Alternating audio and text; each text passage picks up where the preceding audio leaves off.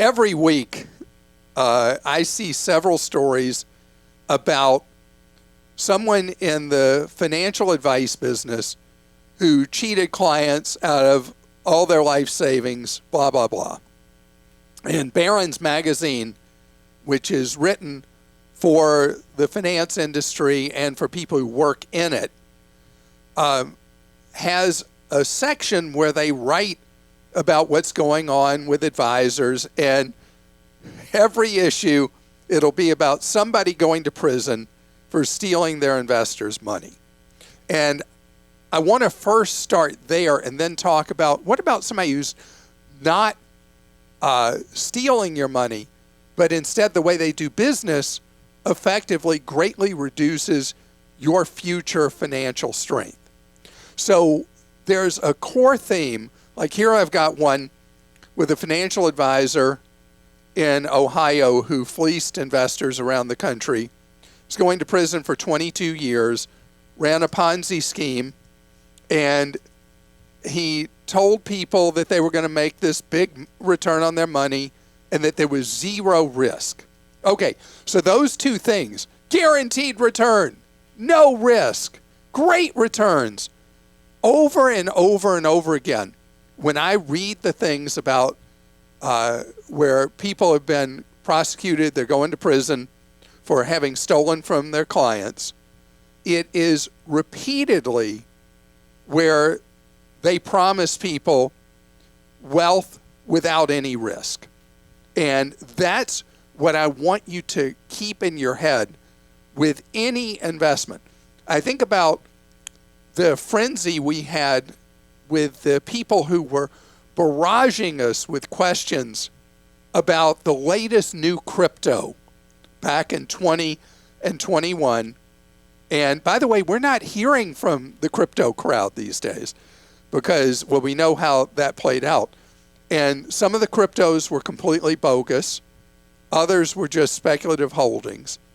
And I will repeat very briefly, the underlying architecture of crypto has real, useful, real-world applications.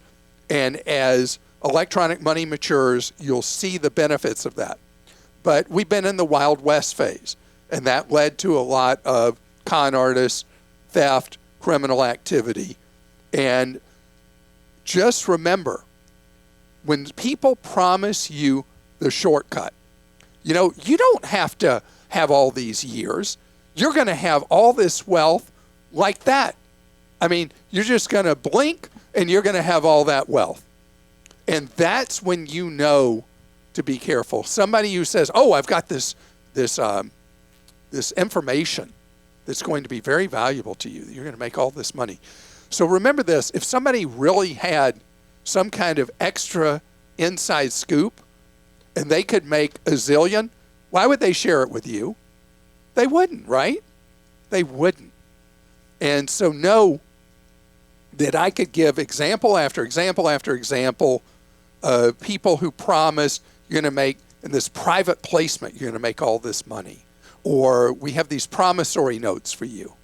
Or anything like that where they're promising an enormous return. That's when you know you've got to really be back on your heels and be skeptical. Now let's move to the fuzzy area that is so hard for people with, as I shared with you a couple of months ago, there are a couple of hundred different sets of initials that people are using in the financial industry, holding themselves out as some kind of expert. And so you're busy with your life. This may not be an area that holds a lot of interest to you. You may be intimidated by it. And so when you meet that friendly face who talks a good game and says, you know, we're going to do this portfolio for you and all that, what's so important is to know what's behind the curtain. And if you're a long-time listener of me, you know that the first standard that you must adopt, is that the individual who you are considering hiring is a fiduciary, meaning that they legally do and are required to legally do what's in your best interests.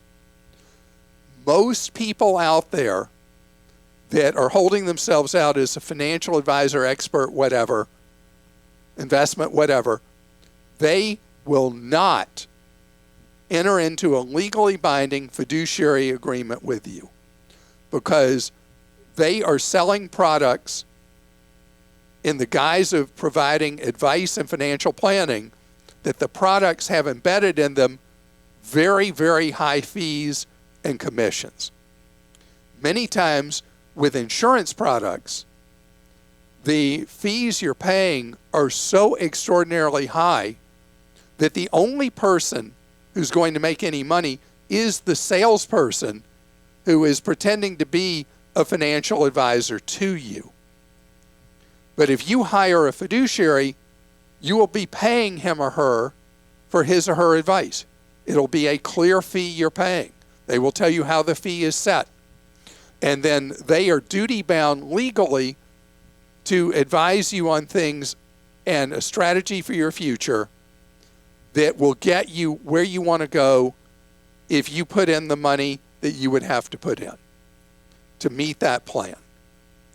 Now, just because somebody is fully above board and is a fiduciary, you have to think of it like anything else. Doctors in a particular specialty vary in quality, right? So do financial people. So do accountants, anything like that.